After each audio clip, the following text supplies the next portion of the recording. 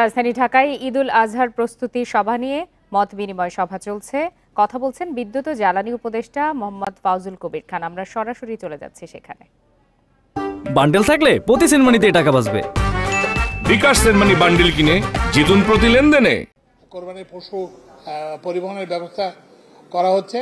তো আমরা চাই যে সামগ্রিকভাবে যাত্রী এবং পশুর যাতায়াত যাতে নিরাপদ হয় এবং এটা নির্বিঘ্ন হয় এবং এটা চাঁদাবাজি মুক্ত হয়, এবং যারা ব্যাপারী এবং তাদের যে নিরাপত্তার কথা সেটা আমরা ভেবেছি, এবং তাদের আর্থিক তাদের টাকা পয়সা যাতে চিন্তায় না হয় সেজন্য আমরা ব্যাংকগুলোকে বলবো যে কোরবানি হাটের সাথেই তারা যাতে ব্যাংকের বুথ করেন, যাতে তারা যেখানে তারা টাকা জমা দিতে পারে।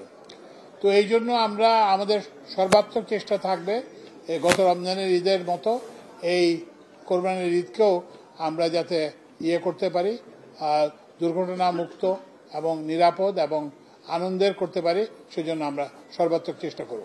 এখন আমাদের মাননীয় উপদেষ্টা স্থানীয় সরকার ও পল্লী উন্নয়ন সমবায় মন্ত্রণালয় বলবেন।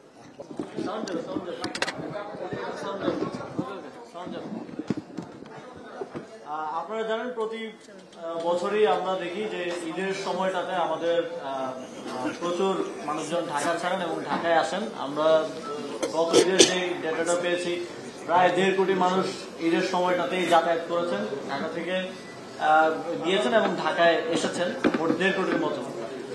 তো এটা স্বাভাবিক সময় থেকে অবশ্যই অনেক বেশি, এবং এমন আছে একদিনে 30 লক্ষ মানুষ যাতায়াত করেছেন।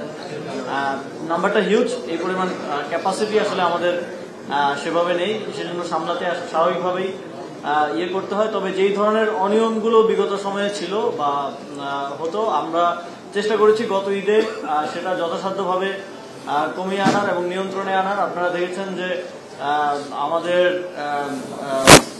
বিদ্যুৎ উপদেষ্টা মহোদয় আছেন, তারপরে আমি নিজেও গিয়েছিলাম, এছাড়া আমাদের স্বরাষ্ট্র উপদেষ্টা তিনি বাসে বাসে গিয়ে দেখেছেন যে ভাড়া বেশি নেওয়া হচ্ছে কিনা, এবং এর বাইরেও যেই সংস্থাগুলো আছে তারাও মোবাইল কোর্ট পরিচালনা করেছেন, যাতে করে এই ঈদের সময়টা আমাদের নাগরিকদের জন্য, নাগরিকদের যাতায়াতের জন্য একটা ব্যাড এক্সপিরিয়েন্স না হয়, একটা ভালো এক্সপিরিয়েন্স যাতে আমরা দিতে পারি। ঈদ তো আসলে আনন্দের, সুতরাং যাতায়াতও যেন আনন্দের সাথে হয় এবং কোনো খারাপ এক্সপিরিয়েন্স নিয়ে এই ঈদের ছুটিটা আমাদের জনসাধারণকে কাটাতে না হয়, সেটা নিশ্চিত করার জন্য চেষ্টা করেছি। তবে গত ঈদের থেকে আমাদের কিছু জিনিস উপলব্ধি আমাদের হয়েছে, যে জায়গাগুলোতে আমাদের ল্যাকিংস ছিল, তারপরেও সেগুলো এবার আমরা আরো ভালোভাবে অ্যাড্রেস করার চেষ্টা করব। এবার অ্যাডেড, যেহেতু কোরবানির ঈদ, আপনারা জানেন যে কোরবানির হাট থাকবে এবং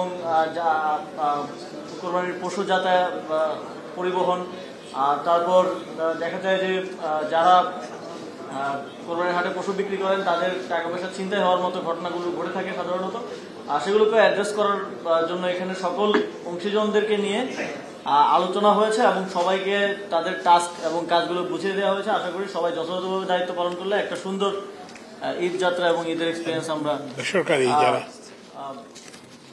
দিতে পারবো।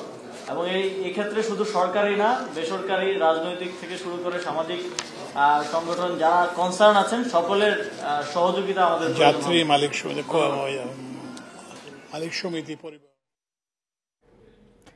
কোরবানির ঈদ কেন্দ্রিক পরিকল্পনা নিয়ে কথা বলছিলেন স্থানীয় সরকার উপদেষ্টা এবং বিদ্যুৎ ও জ্বালানি উপদেষ্টা। আমরা এতক্ষণ সরাসরি সেখানে ছিলাম।